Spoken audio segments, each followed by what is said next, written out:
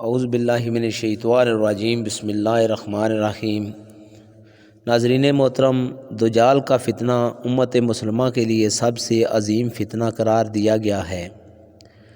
یہ وہ فتنہ ہے جو حضرت آدم علیہ السلام کی تخلیق سے لے کر قیامت کے قائم ہونے تک آنے والے فتنوں میں سب سے بڑا فتنہ ہے۔ دجال کے مطابق مسلمہ کے پاس جو معتبر ترین ذرائع ہیں وہ نبی صلی اللہ علیہ وآلہ وسلم کی حدیث مبارک ہیں۔ دجال کی سواری۔ احادیث کی کتابوں میں صحابہ کرام رضوان اللہ علیہم اجمعین سے دجال کی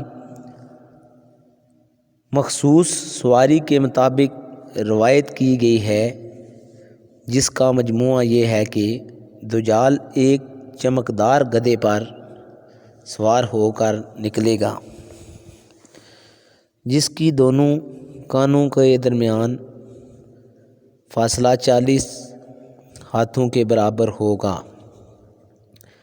دجال اس گدھے پر سوار ہو کر سمندر میں اس طرح داخل ہوگا جیسے گھوڑ سوار اپنے گھوڑے پر سوار ہو کر ایک دم ندی میں داخل ہو جاتا ہے۔ دجال کا ظہور۔ یہ وہ وقت ہوگا جب لوگوں کی ایمانی حالت بہت کمزور ہو چکی ہوگی۔ دجال دنیا میں 40 دن گھومے پھرے گا اور ان 40 دنوں میں ایک دن ایک سال کے برابر ہوگا اور ایک دن ایک مہینے کے برابر، جبکہ ایک دن ایک ہفتے کے برابر ہوگا، جبکہ ہفتہ ایام معمول کے مطابق ہوں گے۔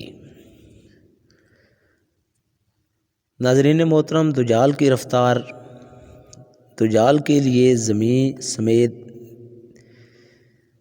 دی جائے گی، یعنی کہ زمین سمیٹ دی جائے گی، یعنی وہ بہت تیز رفتاری سے سفر کرے گا اور سورج کے غروب ہونے کے مقام پر اس سے پہلے پہنچ جایا کرے گا۔ سمندر کا پانی اس کے ٹخنوں تک پہنچے گا۔ دجال کے پاس 70,000 کی فوج ہوگی، جس کے اوپر سبز رنگ کی چادریں ہوں گی، یہاں تک کہ وہ ابو المراق کے ٹیلے پر آ کر ٹھہر جائیں گے۔ خدائی کا دعویٰ۔ پھر وہ ایسی بلند آواز دے کر سب کو بلائے گا کہ اس کو زمین و آسمان کے درمیان ساری مخلوق سن لے گی۔ پھر دجال ان سب لوگوں سے کہے گا کہ تم لوگ میری عبادت کرو، میں تمہارا خدا ہوں۔ اس وقت پر رسول اللہ صلی اللہ علیہ وآلہ وسلم نے فرمایا کہ تمہیں پتہ ہو کہ تمہارا رب ایک آنکھ والا نہیں ہو سکتا، بھلا وہ رب جو دوسروں کو آنکھیں دیتا ہے وہ خود کیسے بینائی سے محروم رہ سکتا ہے۔ اس بدبخت دجال کے ماتھے پر کافر لکھا ہوگا، جسے صرف مومن ہی پڑھ سکے گا اور وہ اسے پہچان لے گا۔ دجال اپنے گدھے پر سوار ہو کر ساری زمین پر گھومے گا۔ زمین کا کوئی حصہ، چاہے وہ پہاڑی ہو، میدانی ہو یا صحرائی، کوئی علاقہ ایسا نہیں بچے گا کہ جہاں وہ نہیں جا پائے گا، سوائے مکہ مکرمہ اور مدینہ منورہ کے، کیونکہ اللہ تعالیٰ ان دونوں جگہوں کی حفاظت خود فرشتوں کے ذریعے فرمائے گا۔ دجال جب وہاں داخل ہونے کی کوشش کرے گا تو فرشتے اس کا رخ پھیر دیں گے۔ ان احادیث کی بنیاد پر یہودی خاص طور پر گدھے کی تعلیم کرتے ہیں۔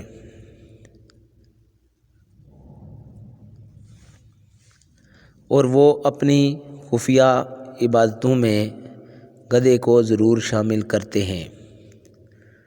بعض لوگوں کا یہ دعویٰ ہے کہ عبادت کے دن خطبہ طور پر یہودی ایک گدھے کو اٹھا کر بیت المقدس میں لے جاتے ہیں، جہاں مختلف رسم و رواج کے مطابق اس گدھے کو سجایا جاتا ہے۔ یہ تمام باتیں اس جانب اشارہ کرتی ہیں کہ خروج دجال کا وقت اب زیادہ دور نہیں۔ بلا شبہ یہ فتنوں کا دور ہے، اور اس وقت انسانیت دجال اور دجال کی فوجوں کے فتنے عظیم کی طرف بڑھ رہی ہیں۔ لہذا دجال کی قوتوں سے آگاہی رکھ کر ہی ہم اپنی نسلوں اور اپنے ایمان کی حفاظت کر سکتے ہیں۔ اللہ پاک ہمیں اور ہماری آنے والی سب نسلوں کو دجال کے فتنوں سے محفوظ رکھے، آمین۔ آج کی ویڈیو دوستو اتنی ہی، اگلی ویڈیو میں آپ لوگوں سے ملاقات ہوگی، تب تک کے لیے اجازت دیجیے، اللہ حافظ۔